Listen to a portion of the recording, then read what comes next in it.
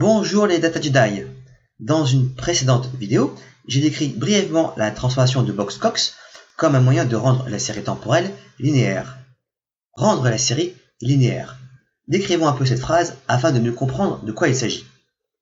Linéaire pour équation algébrique de degré 1, équation pour égalité, algébrique pour mathématiques, degré 1 pour la somme des puissances la plus élevée des termes apparaissant dans l'équation sera 1. Petit rappel, voici une équation. On voit bien que cette équation est linéaire, car la puissance la plus grande des termes est bien 1. Car oui, on pourrait mettre un 1 ici, ici, ici et aussi ici, et ça serait pareil. Mais ça, vous le savez déjà, non? Par contre, voici cette nouvelle équation, à peine différente. Celle-ci est non linéaire. Pourquoi? Car ici, la plus grande des puissances est 2. Oui, ici, au niveau du x et au niveau du z, ça fait 1 plus 1 égale 2. Rappelez-vous que l'on considère la somme des puissances des inconnus de chaque terme. À quoi ça sert? Cette transformation de Box-Cox sert à rendre la série temporelle, ou un jeu de données, sous forme d'une équation algébrique de degré 1. Ou pas en fait. On sait déjà que notre modèle final sera linéaire. Pourquoi? Parce que nous l'avons choisi. Car nous avons choisi d'étudier une série temporelle avec les méthodes de Box et Jenkins, et le modèle ARMA est un modèle linéaire. Rappelez-vous l'équation type du modèle ARMA. Ici, on voit bien que la puissance la plus élevée est 1. Donc cette fameuse linéarité, c'est notre décision. Oui, en fait, le véritable but de la transformation de Box-Cox est d'amoindrir les fluctuations importantes ou erratiques de la série temporelle. Comment ça marche? Alors, voici le modèle de transformation. Il se situe en deux parties. D'abord, une partie si en fait lambda est égal à 0. Donc là, il s'agit d'une simple transformation logarithmique.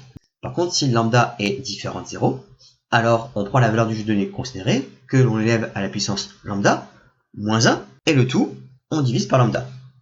Alors, ça n'a pas l'air terrible, hein, on est d'accord. Par contre, lambda c'est quoi? Mais oui, en fait, lambda est inconnu. Alors, pas de panique, nous n'aurons pas à déterminer la valeur de lambda. En fait, la fonction Box-Cox déterminera la valeur idéale afin que la série de données transformée ait une distribution le plus normale possible.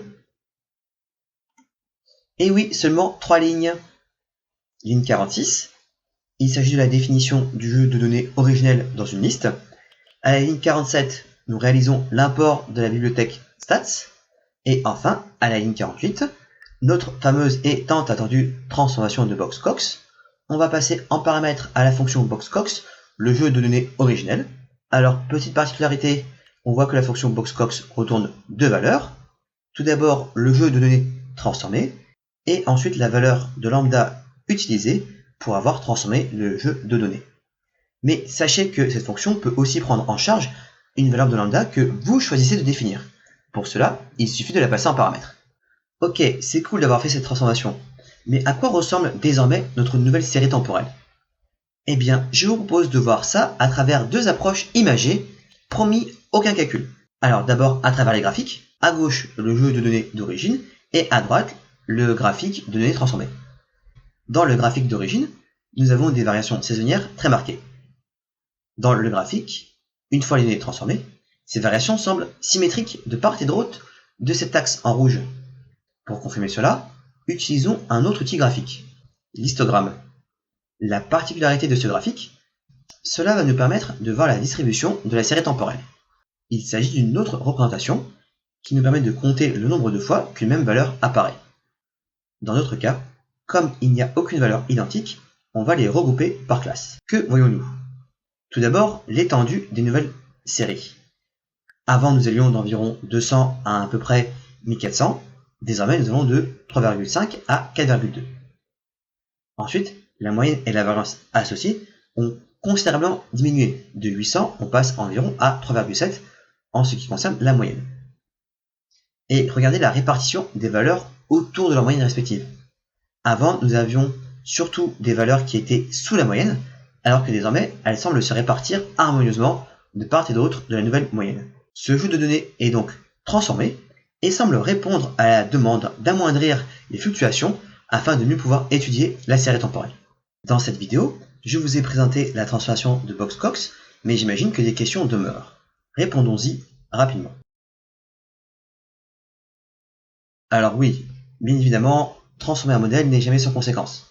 Mais en data science, c'est une étape classique afin de rendre un modèle de prédiction plus robuste. Si la série présente déjà peu de fluctuations, alors on peut sauter cette étape. Mais honnêtement, ça ne coûte rien de le faire. La transformation fonctionne toujours. Après, non, la série n'est pas forcément toujours assez lissée pour pouvoir réaliser des prévisions robustes. Si c'est le cas, à ce moment, d'autres approches que le modèle ARMA doivent être envisagées. Voilà, c'est tout pour cette vidéo. J'espère qu'elle vous aura plu, j'espère qu'elle vous sera utile. Ensuite, la routine pour les vidéos YouTube, pouce bleu, abonnement, et n'hésitez pas à partager et commenter cette vidéo. Cela motive vraiment beaucoup pour continuer à proposer du contenu sur cette chaîne. Et en attendant la prochaine vidéo, que la data soit avec vous.